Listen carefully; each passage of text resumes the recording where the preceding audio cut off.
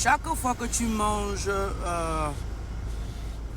tu as tendance à avoir les ballonnements. C'est-à-dire au niveau du ventre, tu ressens comme si tu as de l'air, tu vas soit beaucoup rôter ou alors faire beaucoup de paix, ou tu vas sentir comme si ton ventre est tendu, il y a quelque chose dedans, tu te sens ballonné, tu n'es pas libre. Alors, il y a 3 situations possibles. La première, ça peut être que tu es intolérante au gluten. Ça veut dire que les aliments que tu manges contiennent du gluten.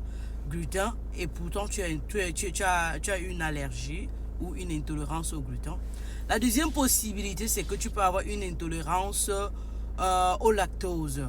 Et donc, ça veut dire que quand tu prends le lait, par exemple le lait de vache, ou les laits qui contiennent du lactose, ou des aliments, des fromages, des yaourts qui contiennent du lactose, ça te cause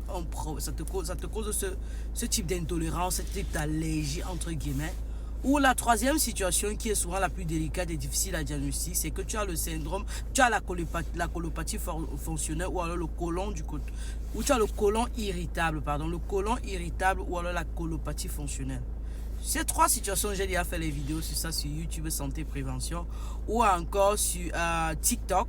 Je vais publier ça sur ma page Santé Prévention ici, mais sur Santé Prévention BIS, vous trouvez déjà ça.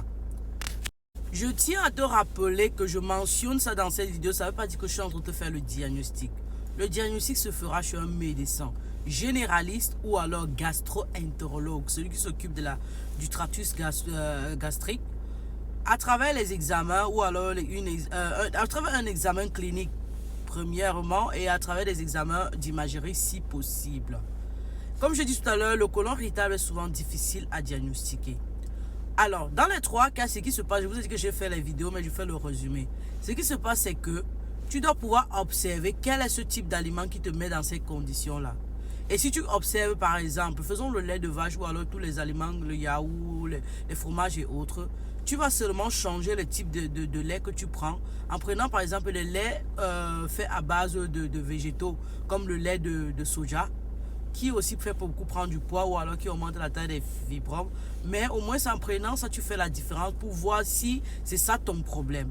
Ou tu vas prendre les yaourts végétaux qui sont faits à base de végétaux, de plantes, de tout ce qui est fait à base de légumes. Ça va te causer moins de problèmes. En ce qui concerne le gluten, tu vas simplement prendre les aliments free gluten.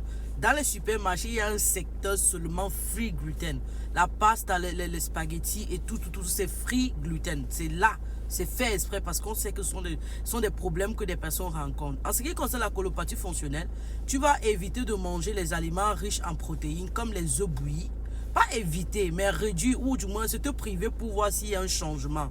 Les œufs bouillis, le haricot bouilli, les choux bouillis, toutes ces choses-là qui peuvent te donner l'air dans le ventre. À partir de là, tu pourras au moins avoir une idée et aller chez le médecin pour pouvoir mieux expliquer et il fait un diagnostic propice et t'accompagner.